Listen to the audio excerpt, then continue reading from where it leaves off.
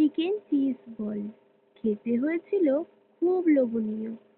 প্রথমে মাংসটাকে কিমা করে নিয়েছি, পেঁয়াজ কুচো, রসুন কুচো, আদা কুচো, লঙ্কা কুচো নিয়েছি। তারপরে কিমা করা মাংসে হলুদ, নুন, গুঁড়ো লঙ্কা দিয়েছি, গোলমরিচ, আদা, রসুন যা ছিল লঙ্কা দিয়ে ভালো করে মেখে নিয়েছি। মাখা হয়ে গেলে চিজটাকে গ্রেট করে নিয়েছি। তারপরে চিকেন চিজ বলগুলোকে রেডি করছি। হাতে একটু সাদা তেল মাখিয়ে নিয়েছি। তারপরে দেখুন কি করে বানাচ্ছি। একটা একটা করে বানানো হয়েছে। নিয়ে চিজ বলটা রেডি। তারপরে ফ্রাই করে নিয়েছি গরম তেলে। বাবা অবশ্য ফ্রাইটা করেছে।